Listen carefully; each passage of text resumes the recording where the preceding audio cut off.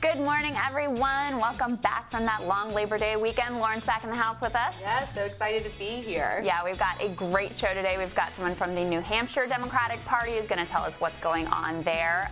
Kyle Kulinski is in the house, well, via Skype, so he's going to tell us some things. And a new poll tells us what young people are thinking about 2020. All that and so much more today on Rising.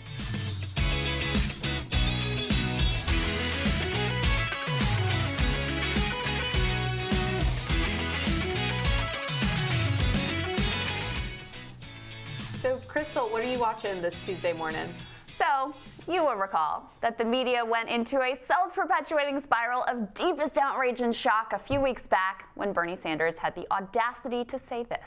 Anybody here know how much Amazon paid in taxes last year? Yeah. See, and I talk about that all of the time, and then I wonder why the Washington Post, which is owned by Jeff Bezos, who owns Amazon, doesn't write particularly good articles about me. I don't know why.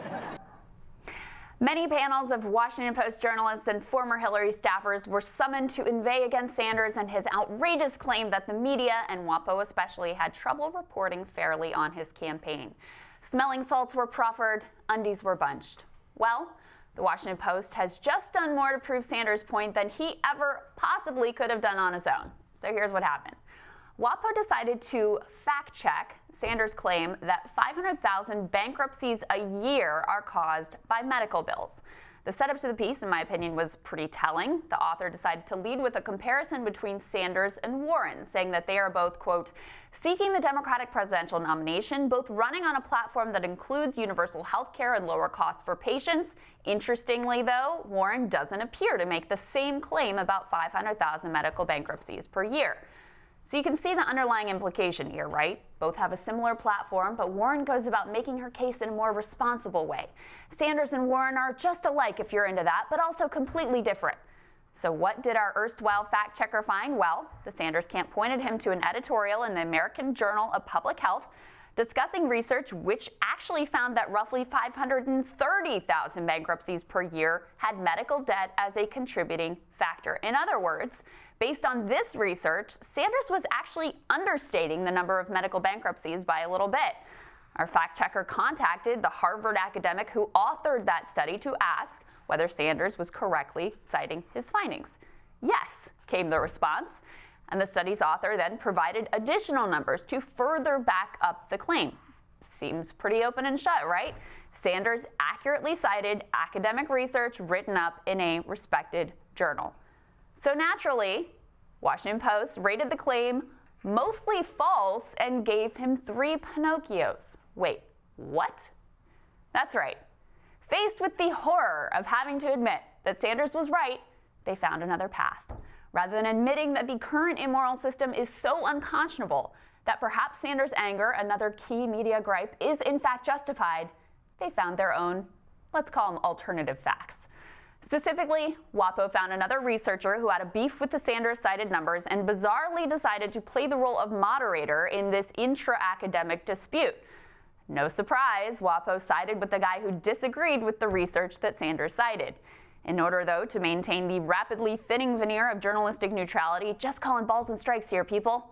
They even went so far as to insist that the editorial Sanders cited was not peer-reviewed, with the implication, of course, being that it was less credible than WAPO's preferred study. Just one little problem with that. They were wrong. The Sanders-cited editorial was peer-reviewed. I give WAPO's phony not peer-reviewed claim a bottomless Pinocchio. Now, to make all of this even more ridiculous, the Washington Post earlier this year had themselves cited that 530,000 bankruptcy number that they were now casting as unusable 3 Pinocchio garbage. Naturally, the Sanders team demanded a correction or retraction in no avail. The researcher whose work was slandered demanded a correction, also to no avail.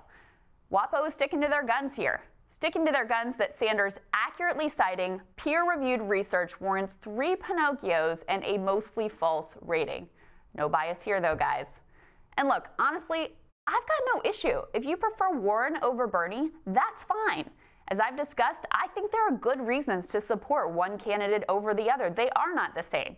But don't advance your agenda through some faux neutral fact check with a predetermined result. The truth is, you check the facts, and you didn't like the answer.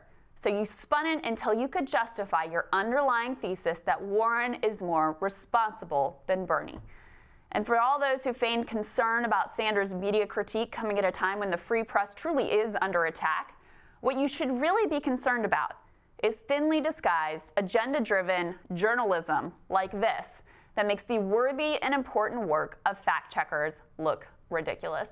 And Lauren, I can't believe that they are not backing down on this at all. Even especially like just this one piece of saying that the thing wasn't peer-reviewed when in fact it was. How can you just stick with that? Oh yeah, and you know, the worst part is that they're doing this from sort of an anti-Bernie bias and, you know, supporting Elizabeth Warner like pretty blatantly. But I feel bad for the researcher whose academic report is being questioned here, right, because surprise medical billing is actually a huge issue, and it's being talked about in many circles as an underlying cause for bankruptcy and the need for access to credit and other items. And so, you know, to have him being discredited by this back and forth political battle is just kind of the worst part of it. It is the worst part of it. And he wrote a letter to them saying, you know, to the guy who wrote this fact check article saying, you have besmirched my reputation as an academic, right? They've basically completely slandered him.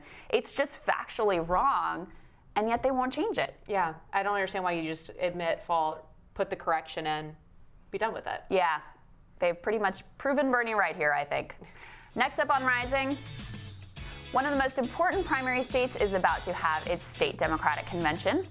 New Hampshire Democratic Party spokesperson Holly Shulman tells us which 2020 candidates are attending and who has gained ground in the state so far when Rising continues.